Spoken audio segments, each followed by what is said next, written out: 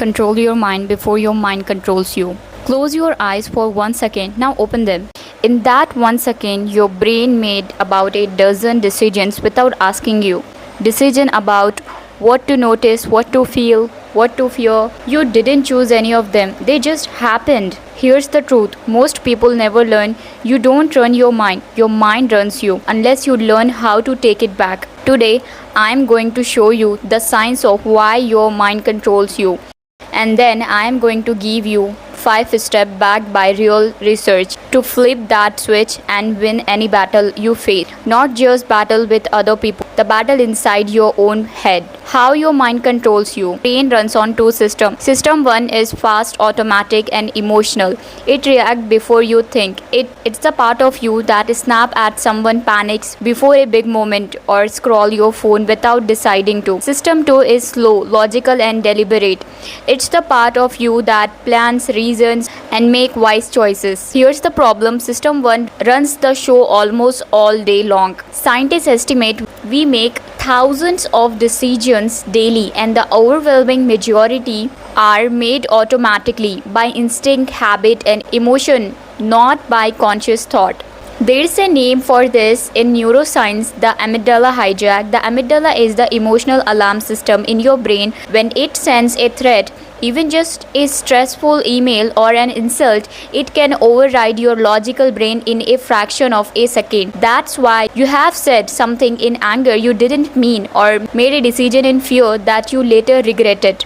Your mind isn't broken, it's doing exactly what evolution built it to do. React fast to survive. The problem is most of our modern battle, a hard conversation, a big decision, a moment of stress, don't need a fast reaction. They need a control. Why this happens? So why does your mind control you instead of the other way around? First, survival wiring. Your brain evolved to protect you from lions and danger, not from deadlines and Instagram notifications. It reacts to modern stress the same way it would react to a predator. Second point is mental shortcuts. Research shows your brain constantly uses shortcuts called heuristics to save energy. These shortcuts are usually helpful, but they also create blind spot biases and impulsive choices you don't even notice. Third point is, and this is the most powerful finding, psychologist Carol Dweck research shows that your belief about your own willpower directly shape your performance. People who believe self-control is limited actually perform worse under pressure. People who believe they can train their self-control perform better, even under the exact same stress. In other words, the story you tell yourself about your own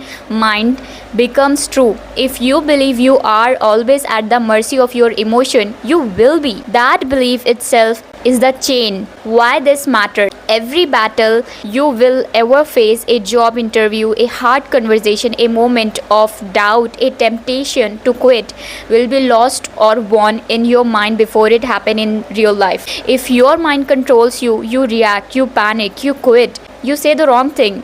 If you control your mind, you respond, you choose, you stay calm when everyone else is losing it. That is the actual difference between people who win and people who don't. Not talent, not luck, command of their own mind. Here's the 5 steps to win any battle. Step 1. Name it to tame it. When emotion hits, silently say what you are feeling. This is fear. This is anger. Research on affect labeling shows this simple act calm the amygdala and hands control back to your rational brain within seconds. Step 2. The 10-second pause.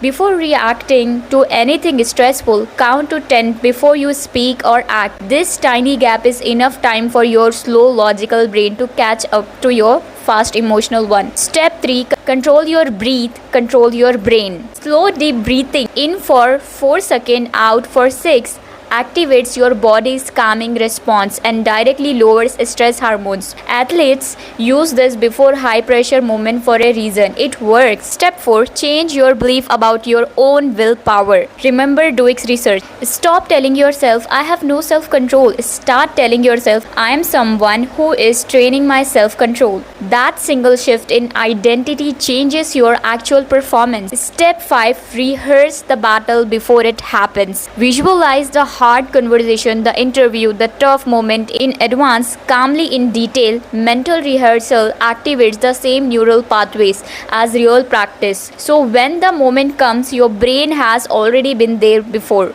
Daily practical tips. Every morning, spend 2 minutes naming one thing you are feeling before checking your phone. Every stressful moment, use the 10-second pause before you speak or react. Every night, practice 5 slow breaths, 4 in, 6 out before sleep. Every week, pick one small hard thing and do it on purpose. Cold shower, hard conversation, early wake up. Before any big moment, spend 60 seconds visualizing yourself calm and in control before you walk in. Your mind will try to control you every single day through fears, impulsive and old beliefs about who you are. But now you know the signs. Now you know the steps. The next battle you face in a meeting in your own head wouldn't be won by the loudest voice or the strongest person. It will be won by whoever controls their mind first. So control your mind before your mind controls you. Thanks for watching this video.